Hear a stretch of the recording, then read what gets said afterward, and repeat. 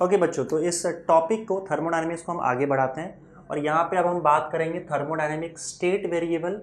State variable को ही system variable भी बोला जाता है। ठीक है, मैंने अपना चश्मा निकाल दिया है एक्चुअली। लगभग ठीक हो गया था पूरा आँख मेरा।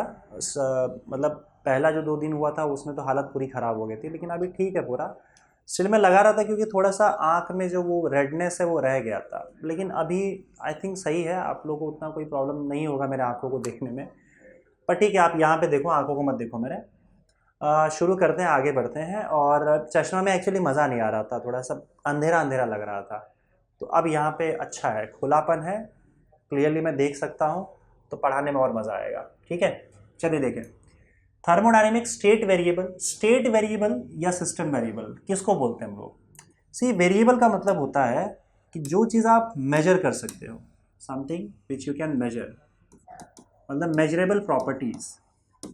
मेजरेबल प्रॉपर्टीज़, जो भी प्रॉपर्टीज़ मेजरेबल है, measurable properties of a system, उसे ही आप क्या बोलते हो? स्टेट वेरिएबल बोलते हैं, सिस्टम वेरिएबल बोलते हैं। वेरिएबल इसीलिए क्योंकि ये चेंज हो सकता है।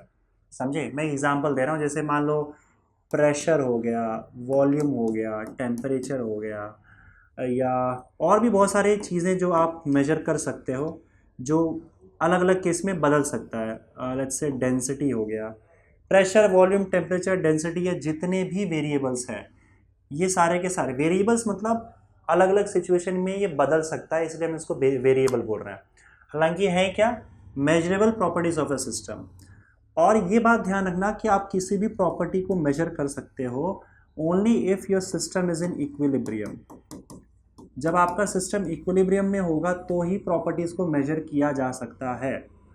तो ये प्रेशर, वॉल्यूम, टेम्परेचर, डेंसिटी, मास, इंटरनल एनर्जी, जितनी भी चीज़ें हैं, इसी को हम क्या बोलते हैं? State variable, thermodynamic state variable या फिर थर्मोडायनेमिक सिस्टम वेरिएबल। और इन वेरिएबल्स को तभी मेजर किया जा सकता है जब आपका सिस्टम इक्विलिब्रियम में हो। इसका एक एग्जांपल हम लोग देख चुके हैं, और एक टाइप का इक्विलिब्रियम हम ऑलरेडी पढ़ चुके हैं। बाकी टाइप का इक्विलिब्रियम भी हम आगे पढ़ने जा रहे हैं। जैसे अगर मान लो आपको टेम्परेचर मेजर करना है, तो टेम्परेचर मेजर करने के लिए सिस्टम का थर्मल इक्विलिब्रियम में रहना बड़ा ज़रूरी है। जब तक सिस्टम थर्मल इक्विलिब्रियम में नहीं होगा तब तक आप उसका टेम्परेचर मेजर नहीं कर सकते हैं। इसका एग्जांपल मैंने आपको थर्मामीटर का दिया था स्टार्टिंग वाले वीडियो में ही, मतलब इसके पहले की वीडियो में हम लोगों ने स्टार्टिंग में ही देखा था जब हम थर्मल इक्विलिब्रियम की बात कर रहे थे। उसी तरीके से बाकी प्रॉपर्टीज़ भी जो है वो इक्विलिब्रियम में ही, अलग अलग टाइप के इक्विलिब्रियम होते हैं, ये हम देखेंगे। तो जब तक सिस्टम इक्विलिब्रियम में ना हो तब तक आप प्रॉपर्टी को मेजर नहीं कर सकते, या ये जो वेरिएबल्स आपको दिखाई दे रहा है, इन वेरिएबल्स को आप मेजर नहीं कर सकते हैं। वेरिएबल्स को मेजर करने के लिए सिस्टम का इक्विलिब्रियम में होना ज़रूरी है। ठीक है, अच्छा। सिस्टम जब पूरी तरह से इक्विलिब्रियम में हो तब हम बोलते हैं कि हमारा सिस्टम जो है वो थर्मोडायनेमिक इक्विलिब्रियम में है। थर्मोडायनेमिक इक्विलिब्रियम में, थर्मोडायनेमिक इक्विलिब्रियम में अगर आपका सिस्टम है तो देखो, आपका सिस्टम 3 इक्विलिब्रियम में होता है। कहीं मक्खी बैठी हुई है क्या? 3 इक्विलिब्रियम में होता है, मतलब इन 3 इक्विलिब्रियम में अगर आपका सिस्टम है तब आप बोल सकते हो कि मेरा सिस्टम पूरी तरह से थर्मोडायनेमिक इक्विलिब्रियम में है। और ये 3 इक्विलिब्रियम कौन से हैं? सबसे पहला मैकेनिकल इक्विलिब्रियम। क्या है ये सब मैं डिस्कस करूँगा। Mechanical equilibrium. दूसरा आपका केमिकल इक्विलिब्रियम, केमिकल इक्विलिब्रियम। और तीसरा आपका है थर्मल इक्विलिब्रियम। तो थर्मल इक्विलिब्रियम की बात हम पहले ही कर चुके हैं, बाकी 2 इक्विलिब्रियम की बात मैं यहाँ पे भी करूँगा। तो अगर आपका सिस्टम ये तीनों इक्विलिब्रियम में है, वो मैकेनिकल इक्विलिब्रियम में भी है, केमिकल में भी है और थर्मल में भी है, तो हम बोलेंगे कि हमारा सिस्टम जो है वो पूरी तरह से थर्मल इक्विलिब्रियम में है या थर्मोडायनेमिक इक्विलिब्रियम में है। समझे? तो ऐसा हो सकता है कि सिस्टम एक इक्विलिब्रियम में हो, दूसरे इक्विलिब्रियम में ना हो। ठीक है, 2 इक्विलिब्रियम में हो, किसी और इक्विलिब्रियम में ना हो। जब तक वो पूरी तीनों इक्विलिब्रियम में ना हो तब तक हम नहीं बोल सकते कि वो थर्मोडायनेमिक इक्विलिब्रियम में है। तो थर्मोडायनेमिक इक्विलिब्रियम में आपका सिस्टम है, मतलब वो तीनों इक्विलिब्रियम में एक साथ है। इसमें हम ऑलरेडी थर्मल इक्विलिब्रियम की बात कर चुके हैं। बाकी जो दूसरे 2 इक्विलिब्रियम है उसके बारे में बात करते हैं। सबसे पहला इसमें है आपका मैकेनिकल इक्विलिब्रियम। तो मैकेनिकल इक्विलिब्रियम में याद रखना कि आपका जो सिस्टम है उसमें कहीं भी नेट फोर्स नहीं लगता, मतलब सिस्टम किसी फोर्स के अंडर नहीं है। तो पूरा का पूरा सिस्टम है, मान लो आपका ये रहा आपका सिस्टम, इसमें किसी भी हिस्से में कोई नेट फोर्स नहीं लग रहा है। हर जगह पे आपका नेट फोर्स जो है ना तो सिस्टम के ऊपर लग रहा है, ना सिस्टम से बाहर लग रहा है, ना सिस्टम के अंदर लग रहा है, सॉरी, ना तो सिस्टम के बाहर से लग रहा है और ना ही सिस्टम के अंदर कहीं भी कोई फोर्स लग रहा है। तो नेट फोर्स जो पूरे सिस्टम पे होगा वो ज़ीरो होगा और उसकी वजह से आपका जो प्रेशर होगा वो हर जगह पे कांस्टेंट है। Pressure remains constant everywhere. तो अगर आपके सिस्टम में हर जगह पे प्रेशर कांस्टेंट है, कोई नेट फोर्स कहीं नहीं लग रहा है, तो हम बोलेंगे कि आपका सिस्टम जो है वो मैकेनिकल इक्विलिब्रियम में है। समझ गए? तो सिंपल सी बात है, जैसे आपने गैस का मॉलिक्यूल्स लेके रखा हुआ है और उसमें क्या कर रहा है, कोई फोर्स लगा रहा है उसके ऊपर, तो फोर्स की वजह से उसके अंदर चेंजेस आएगा। समझे? तो वो चेंजेस नहीं हो रहा है, वो फोर्स नहीं लग रहा है, बल्कि हर जगह पे आपका प्रेशर कांस्टेंट है। अगर मान लो मैंने यहाँ पे जोर से फोर्स लगा दिया तो प्रेशर इंक्रीज हो जाएगा, राइट? तो सिस्टम अगर मैकेनिकल इक्विलिब्रियम में होगा तो कहीं से कोई फोर्स नहीं लग रहा होगा, नेट फोर्स, और टोटल फोर्स अगर लग भी रहा है, जैसे मान लो दो तरफ से कोई फोर्स लगा रहा है और इक्वल एंड ऑपोजिट फोर्स लगा रहा है, तो ये दोनों तरफ का जो फोर्स है वो बैलेंस हो जाएगा और नेट फोर्स आपका ज़ीरो हो जाएगा। तो मैं नेट फोर्स की बात कर रहा हूँ। हो सकता है चारों तरफ से फोर्स लगे पर सारे फोर्स एक दूसरे को कैंसिल आउट कर दे और टोटल मिला के फोर्स आपका ज़ीरो हो जाए। तो टोटल मिला के फोर्स ज़ीरो है, प्रेशर हर जगह पे कांस्टेंट है, ऐसा नहीं कि एक जगह पे प्रेशर ज़्यादा है दूसरे में कम है। अगर ऐसा हुआ तो जहाँ पे प्रेशर ज़्यादा होगा वहाँ से आपका पार्टिकल्स कम प्रेशर की ओर फ्लो होने लगेगा, अगर हम इसको गैस का सिस्टम माने तो। ठीक है, कुछ ना कुछ हलचल होती रहेगी। लेकिन जब आपका सिस्टम मैकेनिकल इक्विलिब्रियम में है तो ऐसी हलचल नहीं होती है, प्रेशर हर जगह पे सेम होता है, सिस्टम पर नेट फोर्स ज़ीरो होता है। समझ गए? आगे बढ़ते हैं। अगला जो हमारा इक्विलिब्रियम है वो है केमिकल इक्विलिब्रियम। Chemical equilibrium.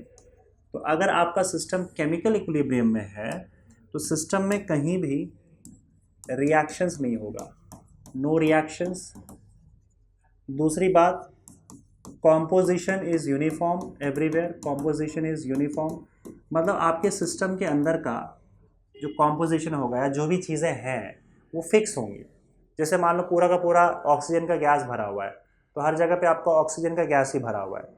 ये नहीं कि भाई उसके अंदर ऑक्सीजन है, नाइट्रोजन है, कुछ रिएक्ट कर गया उसके बाद कोई तीसरा मटेरियल बन गया तो आपका कॉम्पोजिशन चेंज हो जाएगा। क्योंकि कोई केमिकल रिएक्शन हो ही नहीं रहा है तो कोई तीसरा मटेरियल बनेगा ही नहीं।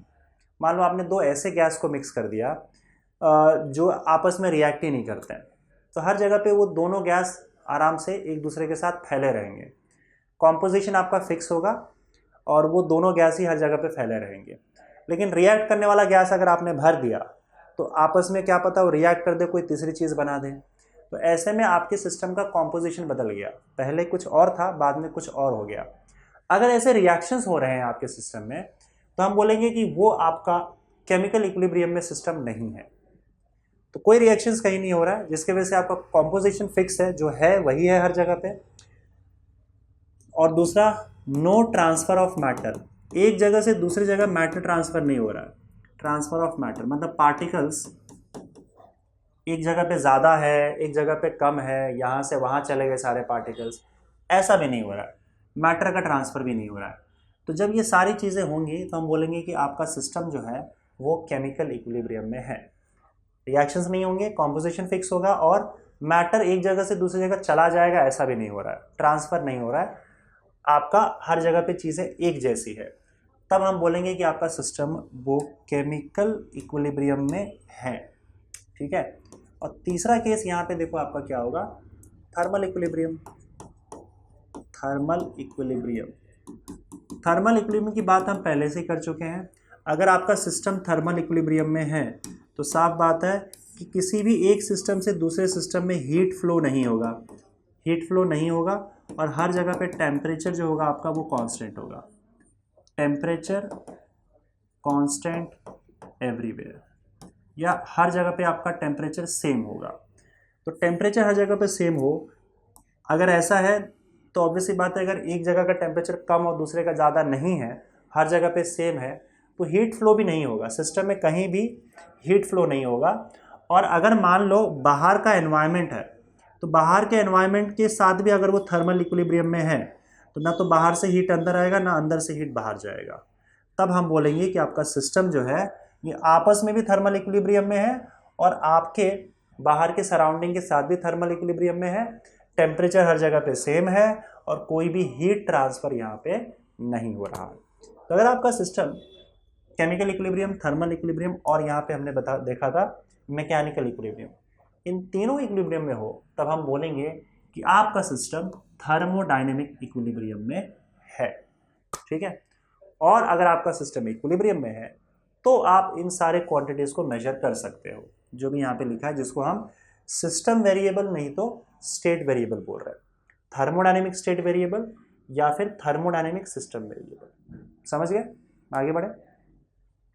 एक होता है यहाँ पे बच्चों और कॉन्सेप्ट यहाँ पे आपको बता रखा है, जिसको बोला जाता है equation of state. Equation of state. तो जब आप इक्विलिब्रियम में जाके, थर्मोडायनेमिक इक्विलिब्रियम में जाके जब आप इन प्रॉपर्टीज़ को मेजर करते हो या फिर स्टेट वेरिएबल्स को मेजर करते हो, तो कई बार क्या होता है कि स्टेट वेरिएबल्स के बीच में एक रिलेशन बन जाता है। ठीक है। और ये जो रिलेशन होता है उसी को इक्वेशन ऑफ स्टेट बोलते हैं, जो मैथमेटिकल रिलेशन बनता है इन स्टेट वेरिएबल्स के बीच में। तो यहाँ पे इक्वेशन ऑफ स्टेट का मतलब क्या होता है? Mathematical relation between equation of state, mathematical relation between state variables. इसका एक एग्जांपल हम देख सकते हैं, एक सिंपल सा एग्जांपल है, PV is equal to nRT। ये आपने देखा होगा, this is ideal gas equation, ideal gas equation. तो इसमें आप देख सकते हो कि सिस्टम जो है हमारा आइडियल गैस है, उसका pressure, volume, number of moles, universal gas constant, ये तो कांस्टेंट है, pressure, volume, number of moles और टेम्परेचर, ये जितने भी आपके स्टेट वेरिएबल्स हैं, प्रॉपर्टीज़ हैं, इनके बीच में एक मैथमेटिकल रिलेशन है और एक मैथमेटिकल इक्वेशन है। ये इक्वेशन जो है उसी को हम इक्वेशन ऑफ स्टेट बोलते हैं। तो ये आइडियल गैस के लिए इक्वेशन ऑफ स्टेट हो गया। ऐसे अलग अलग सिचुएशन के लिए आपके इक्वेशन ऑफ स्टेट अलग अलग होंगे। तो इक्वेशन ऑफ स्टेट का मतलब एक पर्टिकुलर सिचुएशन में अगर आपका सिस्टम है, तो उस सिस्टम का उस सिचुएशन में उसके जो वेरिएबल्स होंगे, उन वेरिएबल्स के बीच में जो मैथमेटिकल रिलेशन है या मैथमेटिकल इक्वेशन बन रहा है, उसी को हम क्या बोलते हैं? इक्वेशन ऑफ स्टेट बोलते हैं। तो ये तो एक आइडियल गैस का एक पर्टिकुलर केस हो गया। अलग अलग सिस्टम अगर आपके पास होगा तो इसी तरीके से उसका अलग अलग इक्वेशन ऑफ स्टेट आता है। दूसरी बात, इक्वेशन ऑफ स्टेट तभी आएगा जब आपका सिस्टम इक्विलिब्रियम में होगा। मैं फिर बता रहा हूँ, क्योंकि सिस्टम इक्विलिब्रियम में होता है तो ही हम वेरिएबल्स को मेजर कर सकते हैं। अगर आपका सिस्टम इक्विलिब्रियम में नहीं है तो इक्वेशन ऑफ स्टेट भी एग्जिस्ट नहीं करेगा।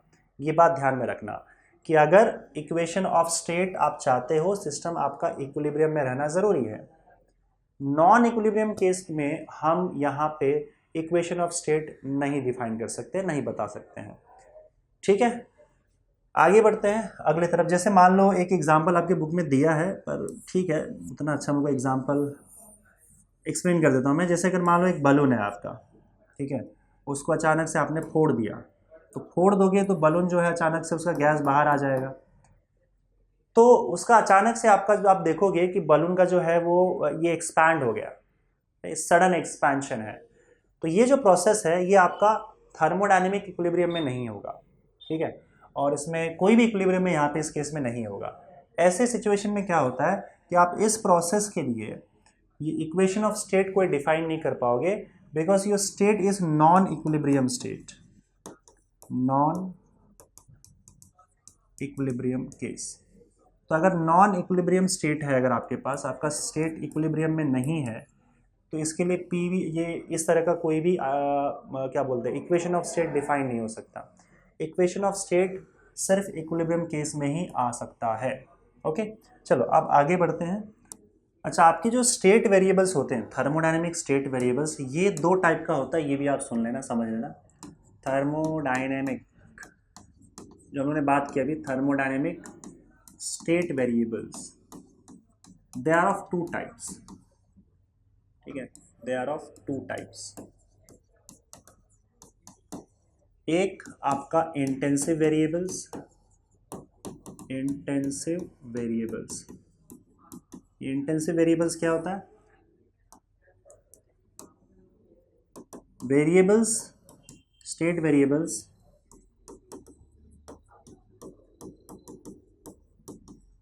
which do not depend on size of system. देखो, जो सिस्टम के साइज पे डिपेंड ना करे, सिस्टम कितना भी बड़ा हो छोटा हो, इस बात पे फर्क नहीं पड़ता है, ऐसे जो वेरिएबल्स होते हैं उसको हम लोग स्टेट वेरिएबल, उसको हम लोग इंटेंसिव वेरिएबल्स बोलते हैं। फॉर एग्जांपल, अगर सपोज करो मैं यहाँ पे एक कंटेनर बनाता हूँ और इस कंटेनर में गैस भरा हुआ है पूरा, ठीक है, गैस में बहुत सारे पार्टिकल्स होंगे और ये पार्टिकल्स यूनिफॉर्मली डिस्ट्रीब्यूटेड है, हर जगह पे एक जैसा इनका डेंसिटी है और हर जगह पे ये फैला हुआ है, ठीक है, ये पूरा का पूरा सिस्टम है।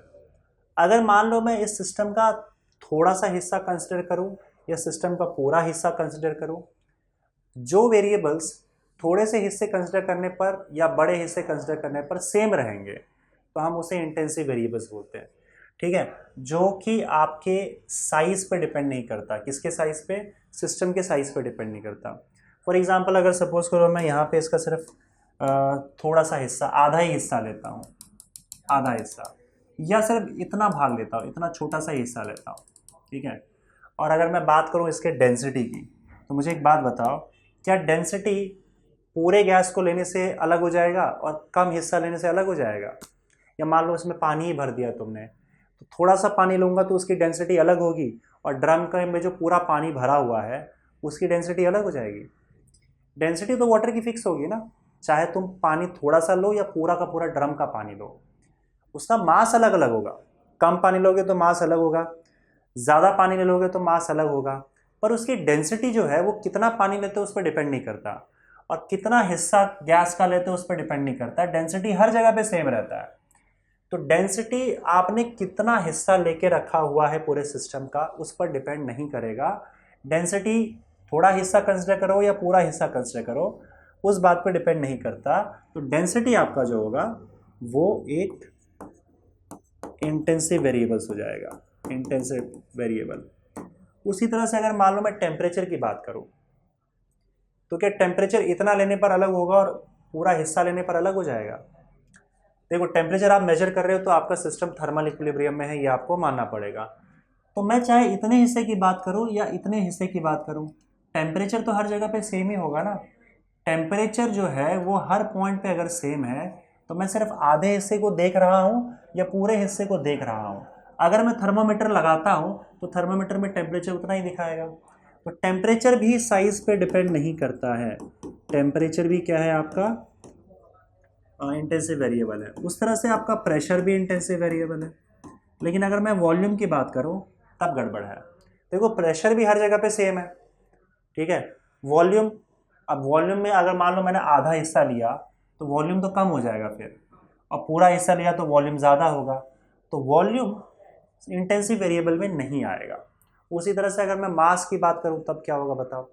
मास के केस में मास भी इंटेंसिव वेरिएबल में नहीं आएगा, क्योंकि अगर मैं आधा ही हिस्सा लेता हूं तो आधे मॉलिक्यूल्स तो हट गए, तो मेरा जो मास है वो आधा हो जाएगा। पूरा हिस्सा लूंगा तो मास डबल रहेगा, ठीक है, छोटा सा हिस्सा लूंगा तो उस हिस्से का मास भी कम होगा। तो मास, वॉल्यूम, ये सब जो है आपके इंटेंसिव वेरिएबल्स में नहीं आएंगे। डेंसिटी, टेम्परेचर, प्रेशर, ये सारे के सारे इंटेंसिव वेरिएबल्स है। तो बुक में देख लेता हूँ और कोई इंटेंसिव वेरिएबल्स का एग्जांपल दिया है क्या? जो बुक में दिया रहेगा वो सारा का सारा आपको लिखना पड़ेगा। नहीं, इसमें भी तीनों ही दे के रखा हुआ है, तो ये भी बुक में भी तीनों ही दिया हुआ है, तो तुम तीनों ही याद रखो, कोई प्रॉब्लम नहीं है। दूसरा आपका है, आप इस केस में एक्सटेंसिव वेरिएबल्स, एक्सटेंसिव वेरिएबल्स। अब एक्सटेंसिव वेरिएबल्स जो हैं ये साइज पे डिपेंड करते हैं। ये वो वेरिएबल्स हैं जो डिपेंड करता है, depends on size of system, size of system. तो एक दो तो पहले पता चल चुका है हमको, जैसे ये आपका वॉल्यूम, मास, उसके अलावा इंटरनल एनर्जी। इंटरनल एनर्जी बच्चों नंबर ऑफ मॉलिक्यूल्स पे डिपेंड करता है, क्योंकि इंटरनल एनर्जी में आप क्या करते हो, सारे मॉलिक्यूल्स का टोटल एनर्जी ऐड करते हो। तो अगर मैं आधा ही मॉलिक्यूल कंसिडर कर रहा हूँ तो आधे मॉलिक्यूल्स का तो एनर्जी छूट जाएगा, तो मेरा इंटरनल एनर्जी कम हो जाएगा। अगर मैं सिर्फ कुछ स्पेसिफिक हिस्से का ही अगर मैं इंटरनल एनर्जी निकालता हूँ तो इंटरनल एनर्जी उतने ही मॉलिक्यूल्स का मुझे ऐड करना है, बाकी का छूट जाएगा, तो इंटरनल एनर्जी कम दिखेगा आपको। तो इंटरनल एनर्जी आप पूरा साइज ले रहे हो कि आधा ले रहे हो कि कम ले रहे हो, इस बात पे डिपेंड करता है, साइज ऑफ द सिस्टम पे डिपेंड करता है। इसके लिए वो एक एक्सटेंसिव वेरिएबल हो जाएगा। उसके अलावा आप कुछ और सोच सकते हो, वॉल्यूम, मास, इंटरनल एनर्जी, ठीक है, इतना भी चलेगा। मैं एग्जांपल देख लेता हूँ और कुछ इन्होंने लिखा है क्या, नहीं, मास, इंटरनल एनर्जी, ऐसे इन्होंने तो दो ही दे के रखा है, मैंने एक्स्ट्रा आपको एक और दे दिया, वॉल्यूम, क्योंकि वॉल्यूम भी जो है आपने आधा ही लिया तो आधा ही वॉल्यूम मिलेगा आपको, पूरा लिया तो पूरा वॉल्यूम मिल जाएगा, तो वो भी साइज पर डिपेंड करता है। तो एक्सटेंसिव वेरिएबल्स में आपके ये सारे आ जाएंगे। ठीक है, आगे बढ़े, क्लियर है? चलिए अब यहाँ पे बच्चों हम लोग बात करेंगे पीवी डायग्राम की। तो पीवी डायग्राम में जाने से पहले हम थर्मोडायनेमिक प्रोसेस के बारे में बात कर लेते हैं। देखो आपको पता है कि आपका जो सिस्टम होता है उसके कुछ स्टेट वेरिएबल्स होते हैं। स्टेट वेरिएबल्स मतलब जो प्रॉपर्टीज आप मेजर करते हो, जैसे कि प्रेशर, वॉल्यूम, मास, टेम्परेचर, इंटरनल एनर्जी, डेंसिटी, ये जितनी भी चीज़ें आप मेजर करते हो एक सिस्टम का, उसको हम लोग क्या बोलते हैं, स्टेट वेरिएबल्स बोलते हैं। अब ये स्टेट वेरिएबल्स किसी भी सिस्टम का बदल सकता है। ठीक है, अगर आप कुछ हरकत करते हो उसके साथ या कुछ भी ऐसा होता है चेंजेस, तो उसके जो इसके जो भी आपके स्टेट वेरिएबल्स है वो बदल सकते हैं। जब ये स्टेट वेरिएबल्स बदल जाए तो यहाँ पे आप देखोगे कि वो हम बोलेंगे कि पहले तो जो भी स्टेट वेरिएबल्स आप मेजर कर रहे हो, मान लो आपने क्या किया, आपका सिस्टम एक इक्विलिब्रियम में स्टेट में है, आपका सिस्टम जो है वो इक्विलिब्रियम में होना ज़रूरी है, तो ही आप इन प्रॉपर्टीज़ को मेजर कर सकते हो। तो जब तक ये सिस्टम आपका इक्विलिब्रियम में ना हो तब आप मेजर नहीं कर पाओगे। मान लो आपका प्रेशर आपको मेजर करना है सिस्टम का, तो सिस्टम का प्रेशर कांस्टेंट होना चाहिए, क्योंकि आप मेजर करने जाओगे पता चला प्रेशर चेंज हो गया, तो फिर आप मेजर क्या करोगे, जो भी आपने मेजर किया रहेगा वो उसका प्रेशर है ही नहीं, क्योंकि प्रेशर तो अब चेंज हो चुका है। टेम्परेचर मेजर करने जाओगे, टेम्परेचर कंटिन्यूसली बढ़े जा रहा है, मेजर ही नहीं कर पाओगे। तो पहली चीज़ तो ये कि अगर मान लो मैं उसका टेम्परेचर मेजर करने जा रहा हूँ तो टेम्परेचर कांस्टेंट होना चाहिए, मतलब उसका थर्मल इक्विलिब्रियम में रहना ज़रूरी है। प्रेशर मेजर कर रहे हो तो प्रेशर हर जगह पे कांस्टेंट रहना ज़रूरी है। प्रेशर जब कांस्टेंट होता है तो हम क्या बोलते हैं, वो कौन से इक्विलिब्रियम में है, वो मैकेनिकल इक्विलिब्रियम में है। प्रेशर हर जगह पे कांस्टेंट होना ज़रूरी है। तो सिस्टम का इक्विलिब्रियम में होना ज़रूरी है अगर आप इन क्वांटिटीज़ को मेजर कर रहे हो। तो मान लो आपका जो सिस्टम है वो इक्विलिब्रियम में है और आप सारे के सारे प्रॉपर्टीज़ उसके मेजर कर रहे हो, उसके स्टेट वेरिएबल्स आपने मेजर कर डाले। ठीक है, तो मैं सारे स्टेट वेरिएबल्स यहाँ पे नहीं लिख रहा हूँ, मान लेते हो एक पर्टिकुलर सिचुएशन में आपने उसके स्टेट वेरिएबल्स को मेजर किया।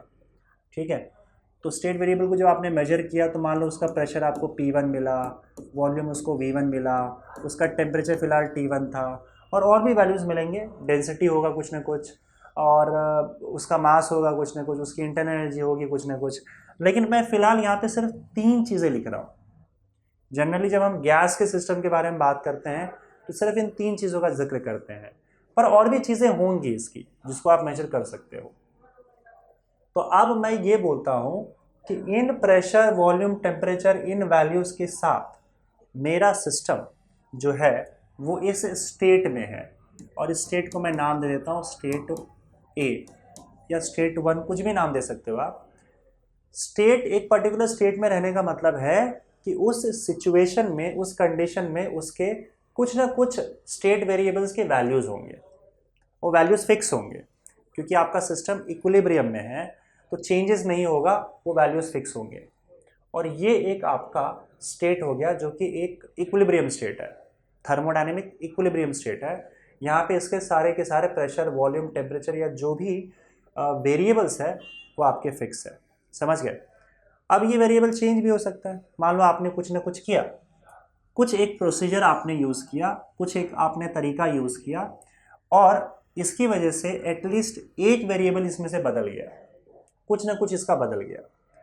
सारे भी बदल सकते हैं, ज़रूरी नहीं कि सारे बदले आपके। बदलने के बाद मान लो इसका प्रेशर जो है वो P2 हो गया, प्रेशर आपका P2 हो गया, वॉल्यूम V2 हो गया, टेम्परेचर T2 हो गया। ये सारे के सारे वेरिएबल्स आपके बदल गए, और बदलने के बाद ये भी अब इक्विलिब्रियम में ही है। स्टार्टिंग में बदलते बदलते यहाँ पे आके वो रुक गया, और ये भी अब इक्विलिब्रियम में है। तो हम ये बोलेंगे कि अब भाई हमारा स्टेट जो है वो बदल चुका है सिस्टम का, और वो अब स्टेट बी में आ चुका है। स्टेट बदलने का मतलब ये होता है कि उसके वेरिएबल्स में चेंज आ जाना।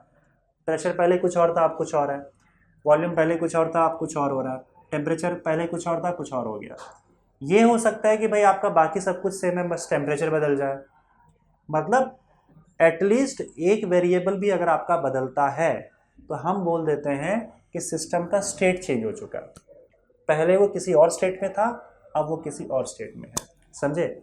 और ये बदलाव जिस मेथड की वजह से आया है, जिस प्रोसीजर की वजह से आया है, जिस तरीके की वजह से आया है, उस तरीके को हम लोग बोलते हैं थर्मोडायनेमिक प्रोसेस। Thermodynamic process. तो ये चेंज जिस रीज़न की वजह से आया है उसको हम थर्मोडायनेमिक प्रोसेस बोलते हैं। मतलब अगर आपका सिस्टम किसी एक स्टेट में है, स्टेट में होने का मतलब है कि उसके वेरिएबल्स का कुछ ना कुछ वैल्यू होगा, और अगर आप उसको किसी थर्मोडायनेमिक प्रोसेस के थ्रू गुजारते हो तो उसका स्टेट बदल जाएगा, वो किसी और स्टेट में चला जाएगा।